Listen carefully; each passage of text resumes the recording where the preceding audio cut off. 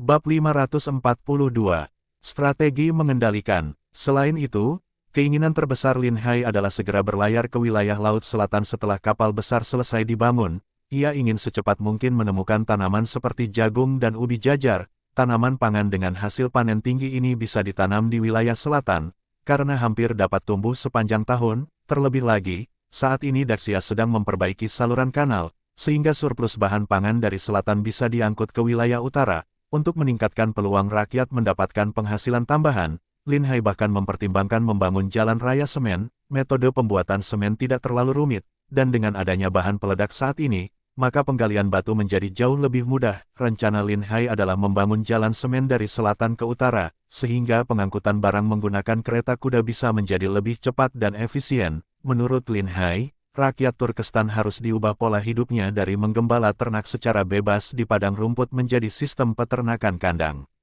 Semua penduduk Turkestan perlu dipindahkan ke wilayah Daxia agar dapat dikelola dengan lebih baik. Bagaimanapun, orang Turkestan dikenal sangat tangguh, dan wilayah padang rumput yang luas sulit untuk dikelola. Jika mereka diberi terlalu banyak kesempatan untuk berkembang, mereka bisa saja memberontak di masa depan. Saat ini, Daxia menguasai banyak senjata rahasia yang dapat membuat musuh tidak siap menghadapi serangan. Namun, jika waktu berlalu dan musuh mulai memahami kelemahan senjata-senjata ini, akan jauh lebih sulit untuk mengalahkan kavaleri Turkestan. Adapun padang rumput Turkestan yang luas, bisa dimanfaatkan oleh rakyat Daxia untuk menggembala sapi dan domba. Setiap musim panas, ternak bisa digembalakan di padang rumput, dan saat musim dingin tiba, ternak tersebut dapat digiring kembali ke wilayah Daxia. Selain itu, jerami bisa dipanen dan digunakan untuk memberi makan ternak yang dipelihara di kandang selama musim dingin. Sementara itu, ternak yang berlebih dapat disembelih, dan dagingnya bisa dimanfaatkan untuk hidangan seperti hotpot di musim dingin. Ini benar-benar strategi yang menguntungkan di dua sisi. Dengan cara ini, rakyat Turkestan tidak akan memiliki kesempatan lagi untuk memberontak, dan seluruh padang rumput Turkestan akan menjadi padang penggembalaan milik Daxia. Padang rumput yang luas itu, setelah menjadi wilayah kosong tanpa penghuni, juga akan membuat negara-negara musuh di sekitarnya sulit untuk menyerang. Di padang rumput, mereka tidak akan bisa mendapatkan pasokan yang cukup. Begitu mereka memasuki wilayah itu, mereka akan diserang oleh pasukan kavaleri Daxia, tanpa akan mendapatkan keuntungan apapun. Saat negara musuh menyadari hal ini, mereka tidak akan tertarik untuk merebut padang rumput itu lagi. Bagaimanapun, negara musuh di sekitar Daxia sangat miskin, dan untuk melancarkan perang, mereka bergantung pada strategi perang yang menopang perang. Tanpa pasokan yang berkelanjutan, melancarkan serangan hanya akan membawa kehancuran bagi mereka sendiri. Lin Hai menjelaskan seluruh rencananya kepada Gong Yanwu. Gong Yanwu mendengar penjelasan itu dengan terkejut. Kamu bilang ingin membangun jalan semen. Apa itu semen? Aku belum pernah mendengar itu sebelumnya. Lin Hai dengan sabar menjelaskan, semen dibuat dari campuran batu kapur dan tanah liat yang dibakar bersama. Setelah dicampur dengan air, bahan ini bisa mengeras, dan jika ditambah kerikil, akan menjadi beton. Jalan yang dibangun dengan bahan ini akan sangat rata dan keras. Kereta kuda bisa melaju dengan kecepatan tinggi di jalan tersebut. Yang paling penting, bahkan saat hujan, kita tidak perlu khawatir kereta kuda terjebak di lumpur lagi. Jika kita membangun jalan ini di padang rumput, maka jalan itu bisa digunakan untuk patroli militer kita. Jika negara-negara musuh di sekitar kita berani menyerang, maka kita bisa dengan cepat mengerahkan pasukan ke sana, mengepung dan menghancurkan pasukan musuh dengan cepat. Namun, membangun jalan sepanjang itu membutuhkan tenaga kerja yang sangat banyak. Apakah Daxia benar-benar sanggup melakukannya? Tanya Gong Yanwu, masih tergoda oleh ide tersebut, meskipun merasa sulit untuk menyelesaikan proyek sebesar itu. Jangan lupa, kata Lin Hai sambil tersenyum, setelah kita mengalahkan semua negara musuh, kita akan mendapatkan banyak tawanan perang. Tentu saja, kita tidak perlu membunuh mereka semua atau menjadikan mereka budak. Sebaliknya, kita bisa menjadikan mereka rakyat Daxia, memberi mereka upah dan mempekerjakan mereka untuk melakukan pekerjaan ini. Hanya proyek besar seperti pembangunan jalan yang bisa memanfaatkan begitu banyak orang. Meskipun kerja membangun jalan itu berat, namun kita bisa memberi mereka upah yang layak. Dengan kerja keras, mereka bisa menghidupi seluruh keluarganya. Lagi pula, alasan utama negara musuh terus-menerus menyerang Daxia adalah karena wilayah mereka adalah daerah yang keras dan miskin. Rakyat mereka kelaparan, dan setiap musim dingin, banyak yang mati karena kedinginan atau kelaparan. Jika kita memberi mereka cara untuk bertahan hidup, mereka tidak akan punya alasan untuk memberontak. Mendengar ini, Gong Yanwu merasa ide tersebut masuk akal, dengan memberi mereka pekerjaan yang bisa menghidupi keluarga mereka, maka rakyat negara musuh tidak akan terus-menerus memikirkan cara untuk menyerang Daxia. Aku setuju dengan ide ini, katanya, tetapi mempekerjakan begitu banyak orang membutuhkan uang dan bahan makanan dalam jumlah besar, dari mana Daxia akan mendapatkan begitu banyak persediaan makanan. Tenang saja, aku sudah memikirkan rencana untuk hal ini. Pertama, kapal besar kita dapat menangkap ikan dalam jumlah besar di lautan, sehingga dapat menjadi tambahan persediaan makanan yang signifikan. Selain itu, kita juga harus mengembangkan wilayah ke selatan dan menaklukkan beberapa negara kecil di bagian paling selatan. Wilayah mereka memiliki iklim yang hangat sepanjang tahun, seperti musim semi. Di sana, panen bisa dilakukan sepanjang tahun, yang sepenuhnya dapat menutupi kebutuhan bahan makanan untuk wilayah utara. Lebih jauh lagi, kita juga dapat memperoleh tanaman pangan berproduksi tinggi di wilayah tersebut. Selama rakyat memiliki lahan untuk digarap, maka hasil panen kita pasti akan mencukupi, bahkan berlebih. Menurut statistik pemerintah, populasi Daxia saat ini hanya sekitar 40 juta orang. Meskipun angka ini mungkin tidak sepenuhnya akurat, namun perbedaannya tidak akan terlalu besar. Keadaan saat ini adalah jumlah penduduk sedikit sementara tanah melimpah. Dengan cukup tenaga kerja, hewan ternak, dan kebijakan yang tepat, tanah kosong bisa dibagikan kepada rakyat. Dalam beberapa tahun, lahan pertanian yang luas dapat diolah, dan hasil panennya akan mencukupi kebutuhan selama bertahun-tahun. Bagi tawanan perang dari negara-negara musuh, mereka harus sepenuhnya dikendalikan, terutama soal pangan. Jika mereka lepas dari kontrol Daxia, mereka akan mati kelaparan dalam waktu singkat. Hanya dengan setia kepada Daxia dan mengikuti arahan pemerintah, mereka bisa menjalani hidup yang stabil dan makmur. Lin Hai juga berencana, dalam beberapa tahun atau 1 dekade ke depan, untuk menundukkan rakyat Turkestan sepenuhnya. Setelah itu, dia ingin merekrut pasukan dari etnis tersebut, sehingga dapat terus memperluas wilayah kekuasaan Daxia. Lin Hai menjelaskan secara rinci kepada Gong Yanwu bagaimana cara mengelola dan memerintah negara musuh di masa depan. Gong Yanwu merasa pandangannya semakin luas. Awalnya, dia mengira bahwa Daxia adalah negara dengan wilayah terhias, namun, dia tak menyangka bahwa dunia ternyata begitu besar, bahkan ada ratusan negara kecil selain Daxia. Kalau menurut pendapatmu, tampaknya kita tidak akan kekurangan persediaan makanan. Apakah sebaiknya kita merebut semua wilayah tersebut? Kalau begitu, wilayah kita nantinya akan menjadi tak terbatas luasnya, kata Gong Yanwu, tiba-tiba tertarik dengan gagasan memperluas wilayah. Baginya, memperluas wilayah adalah pencapaian terbesar bagi seorang kaisar. Kesempatan emas seperti ini tidak boleh disia-siakan. Merebut wilayah-wilayah itu adalah langkah yang sangat menguntungkan, terutama setelah mendengar penjelasan Lin Hai yang sangat menggoda, terutama tentang wilayah selatan. Dengan suhu yang hangat sepanjang tahun, wilayah tersebut cocok untuk bercocok tanam tanpa henti. Namun, di zaman kuno, wilayah selatan memiliki banyak kelemahan, seperti wabah penyakit akibat iklim yang panas dan lembab, serta ancaman racun dari rawa dan hutan. Itu adalah kelemahan terbesar dari wilayah selatan. Wilayah itu membutuhkan perbaikan besar-besaran, termasuk pengelolaan tanah dan pemulihan lahan untuk pertanian. Proyek seperti ini membutuhkan tenaga kerja, sumber daya, dan waktu yang besar. Namun, bagi Lin Hai, meskipun pekerjaan ini rumit dan membutuhkan usaha ekstra, itu bukanlah sesuatu yang mustahil dilakukan asalkan direncanakan dengan baik. Bab 543. Ibu Suri. Mereka berdua berdiskusi sejenak, akhirnya memutuskan untuk menyerang Goryeo dan negeri Wa, Jepang terlebih dahulu, terutama negeri Wa, yang hanyalah sebuah negara kepulauan, dikelilingi laut di semua sisi. Jika mereka dikalahkan, bahkan kesempatan mereka untuk melarikan diri pun tidak ada. Yang paling penting adalah para bajak laut Wa sangatlah kejam. Mereka telah membunuh banyak rakyat dinasti Daxia. Bahkan jika hanya demi membalaskan dendam rakyat Daxia, mereka tidak bisa dibiarkan begitu saja. Terlebih lagi, meskipun negeri Villa tergolong miskin, namun para bangsawan mereka pasti memiliki banyak harta yang telah dikumpulkan. Dengan merampas kekayaan dan persediaan makanan mereka, maka perang dapat dibiayai dengan hasil rampasan tersebut. Kali ini, aku juga ingin ikut dalam ekspedisi, kata Gong Yanwu. Bagaimana mungkin, kamu adalah Ibu Suri Agung saat ini, harus tetap tinggal di sini. Terlebih lagi, kaisar muda juga perlu diajari. Jika kamu tidak mengawasi di ibu kota, jika terjadi sesuatu, siapa yang bisa mengurusnya? Lin Hai langsung menolak. Gong Yanwu adalah Ibu Suri Agung dinasti Daxia. posisinya setara dengan kaisar. Jika terjadi kesalahan sedikit saja, maka akibatnya akan sangat fatal. Kamu tidak tahu kapan akan kembali dari ekspedisi ini, meninggalkanku sendirian. Bahkan untuk berbagi isi hati pun tidak ada yang bisa diajak bicara. Di depan orang lain, Gong Yanwu adalah ibu suri agung yang berkuasa.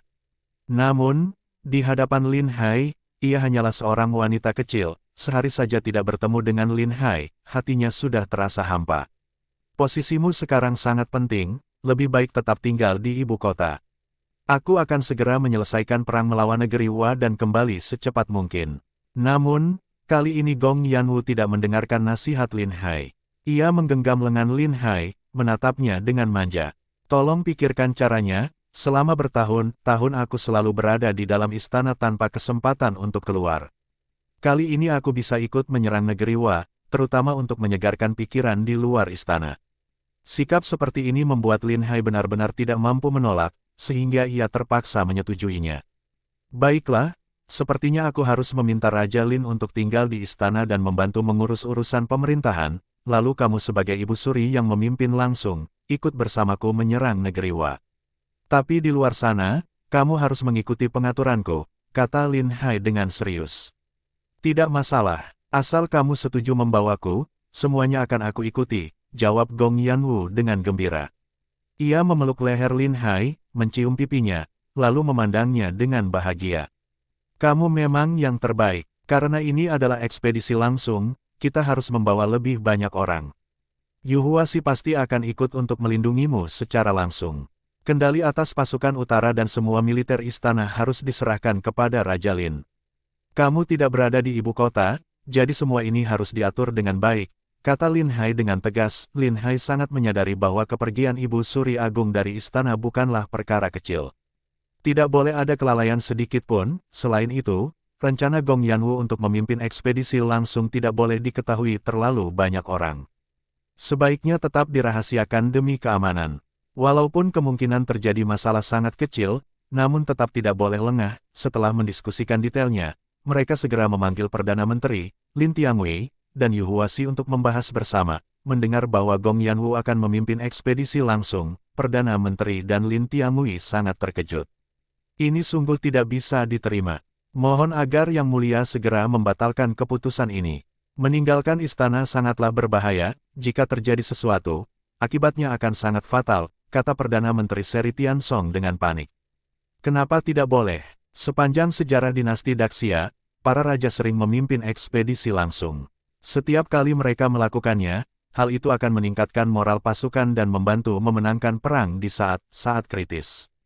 Aku memang hanya seorang ibu suri agung, tetapi aku menjalankan kekuasaan setara dengan kaisar. Jika aku tidak pernah memimpin ekspedisi langsung sekalipun, aku akan merasa sangat menyesal, kata Gong Yanwu dengan tegas. Yang Mulia mungkin belum tahu, raja sebelumnya hanya memimpin ekspedisi langsung dalam situasi genting. Ketika menghadapi musuh yang sulit dikalahkan, kehadiran raja di medan perang dapat meningkatkan moral. Namun, situasi kita saat ini berbeda. Kita memiliki keunggulan besar atas negara manapun yang menjadi musuh kita. Kita bisa mengalahkan mereka dengan mudah. Tidak ada alasan bagi Yang Mulia untuk memimpin ekspedisi langsung, Lin Tianwei mencoba membujuk. Aku tentu mengerti apa yang dikatakan oleh Raja Lin. Tapi sejak aku menikah dan masuk ke dalam keluarga kerajaan, aku belum pernah meninggalkan ibu kota. Di masa depan, dinasti Daxia akan semakin kuat dan tidak akan memiliki lawan.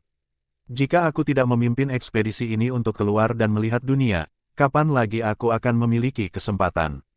Jika tidak sekarang, bukankah aku tidak akan pernah memiliki kesempatan lagi di masa depan? Apakah aku harus menghabiskan seluruh hidupku di ibu kota, seperti burung dalam sangkar? Mendengar itu, Lin Tianwei hanya terdiam. Ia memahami perasaan Gong Yanwu saat ini. Dipilih menjadi selir dan menikah masuk ke istana adalah sesuatu yang diidamkan oleh banyak orang. Meskipun terlihat seperti memiliki kekuasaan dan status yang tinggi, namun kenyataannya ia kehilangan banyak kebebasan. Istana ini seperti sangkar, mengurung seseorang di dalamnya. Meski memegang kekuasaan tertinggi, dalam beberapa hal, namun itu adalah kehidupan yang sangat menyedihkan. Namun, Perdana Menteri Seri Tiansong tetap tidak setuju dengan rencana Ibu Suri Agung meninggalkan ibu kota. Dalam situasi dinasti Daxia yang begitu stabil saat ini, jika terjadi sesuatu yang tidak diinginkan, hal itu bisa menimbulkan kekacauan. Sebagai Perdana Menteri, ia merasa wajib untuk mencegah hal ini. Yang Mulia Perdana Menteri, ini adalah kesempatan yang bagus untuk menguji kemampuan Anda. Dengan Ibu Suri Agung memimpin ekspedisi langsung, maka sebagian besar urusan pemerintahan harus diserahkan kepada Anda dan Raja Lin. Untuk diselesaikan, menangani semua itu tidaklah mudah, kata Lin Hai sambil tersenyum. Apakah ini berarti Anda juga setuju Ibu Suri Agung memimpin ekspedisi? Seri Tiansong terlihat terkejut. Tentu saja, menghadapi negeri Wa tidak akan membutuhkan banyak usaha. Situasinya sangat aman, tidak akan ada bahaya. Kita hanya perlu memilih cuaca yang bagus saat menyerang negeri Wa. Dengan Ibu Suri Agung yang memimpin, setidaknya hal itu dapat meningkatkan moral pasukan angkatan laut kita, jawab Lin Hai dengan tenang. Ini juga bisa menunjukkan kepada dunia betapa pentingnya angkatan laut bagi dinasti Daxia. Lin Hai menyampaikan berbagai keuntungan dari rencana ini. Gong Yanwu yang berada di sampingnya, mengangguk berkali-kali dengan serius. Apa yang dikatakan Lin Hai masuk akal. Kita lakukan seperti ini. Setelah aku meninggalkan ibu kota, urusan pemerintahan akan diserahkan kepada kamu dan Raja Lin. Gong Yanwu memutuskan langsung. Lin Tiangui tidak keberatan dan menyetujuinya. Saat ini, situasi di dinasti Daxia sangat stabil.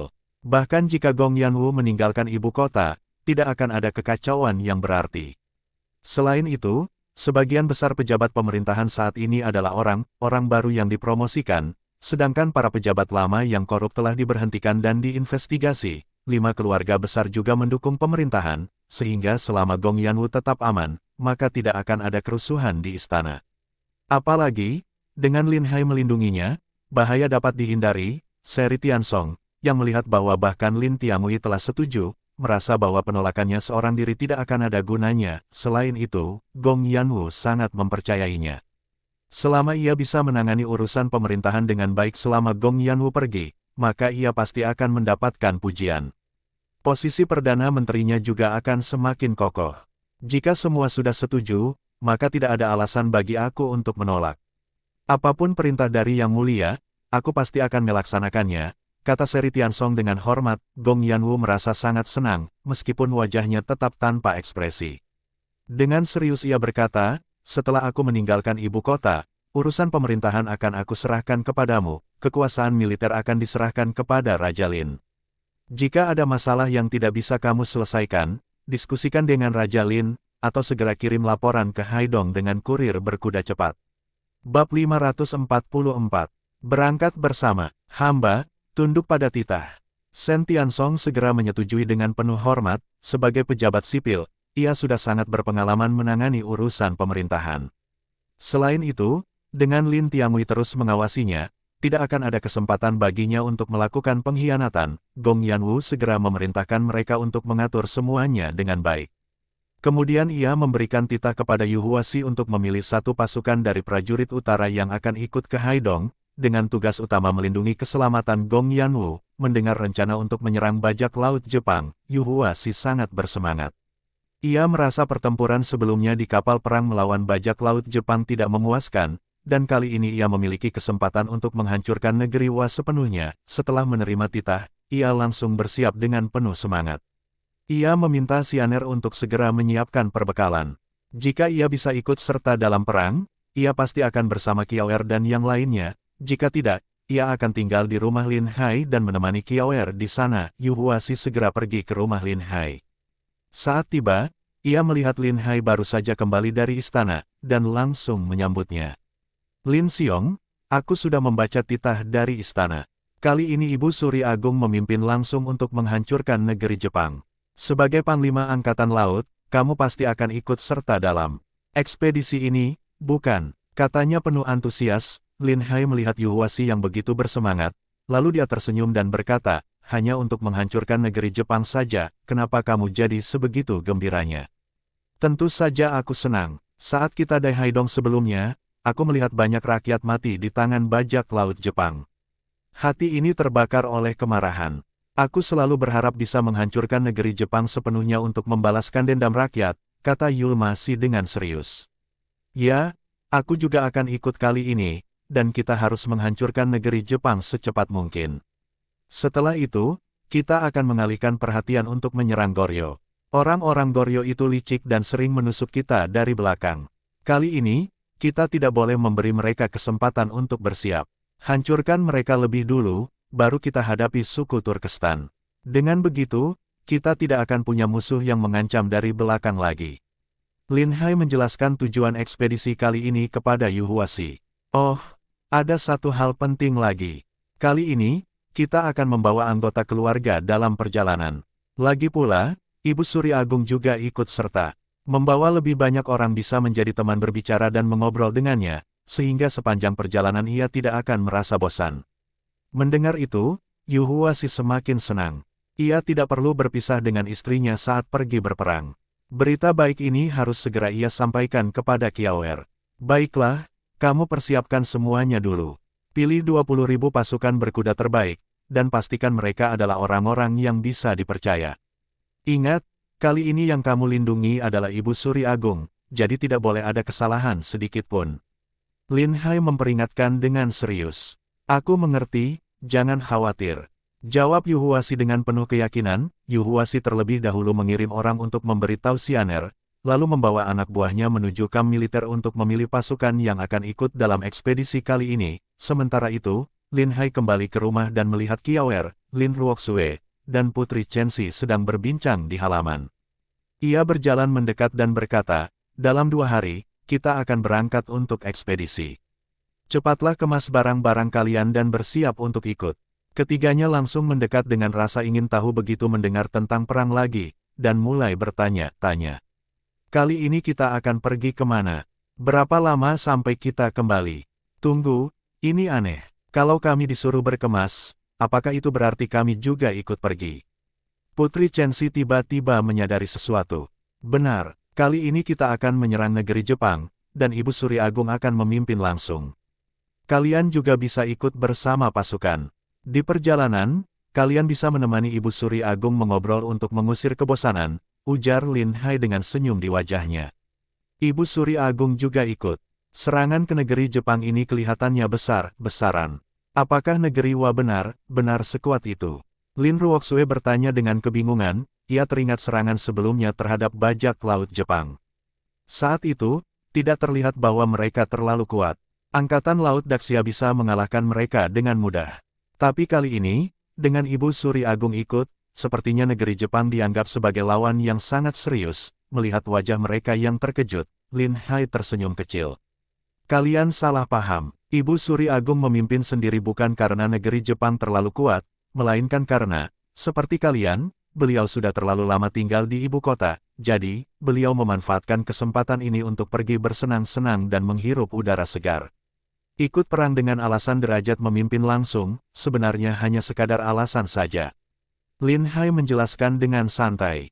Serius, Kiaoer terlihat terpaku, Ibu Suri Agung memimpin langsung bukanlah perkara kecil, tapi ternyata alasannya hanya karena ingin keluar dari istana.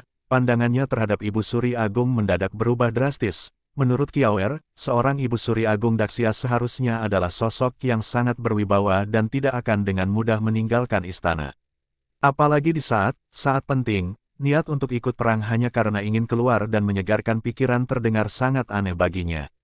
Ia benar-benar tidak habis pikir mengapa Ibu Suri Agung bisa memutuskan hal seperti itu. Putri Chenxi, yang berasal dari keluarga kerajaan, tersenyum sambil menjelaskan, apa yang aneh. Ibu Suri Agung juga manusia, sama seperti kita, dan usianya tidak jauh beda dengan kita. Kalau setiap hari hanya berdiam diri di istana, siapapun pasti merasa jenuh. Tapi istana sebesar itu, apa mungkin seseorang akan merasa bosan tinggal di sana? Kiaoer tetap merasa heran, menurutnya, bagi seorang perempuan, hidup seumur hidup di dalam rumah saja adalah hal yang biasa, terutama perempuan dari keluarga kaya. Mereka tidak perlu bekerja dan biasanya menghabiskan hidup di dalam rumah besar, tanpa pernah keluar.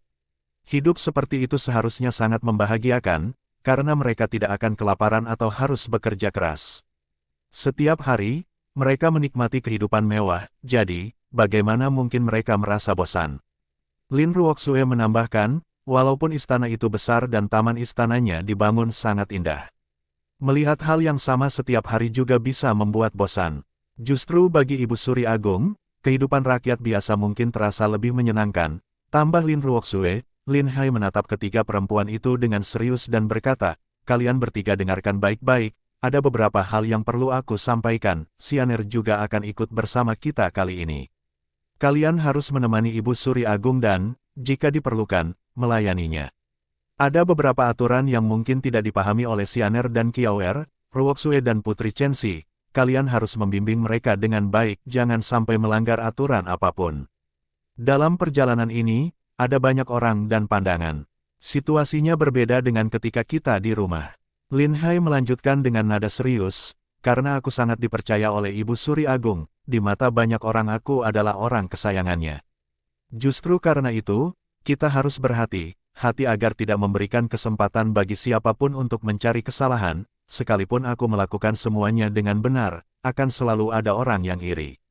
Jika mereka menemukan sedikit celah saja, itu bisa menjadi bahan untuk menyerang kita. Hal kecil pun bisa diubah menjadi masalah besar yang tak termaafkan. Hubungan pribadi antara aku dan Ibu Suri Agung adalah satu hal, tapi di depan orang lain, semua aturan harus dipatuhi. Putri Chenxi tersenyum dan menjawab, mengerti. Aku akan memastikan semua aturan diberitahukan kepada Kiaoer dan Xianer. Ruoxue tidak perlu dikhawatirkan, dia sudah paham semua aturan di istana. Selama bisa ikut serta dalam ekspedisi ini, Putri Chenxi merasa tidak ada pekerjaan yang terlalu berat untuk dilakukan. Lin Ruoxue mengangguk ringan. Tenang saja, aku juga akan membantu mengingatkan. Lagi pula, Ibu Suri Agung memperlakukan kita dengan sangat baik. Beliau sudah beberapa kali makan di rumah kita, dan orangnya sangat ramah.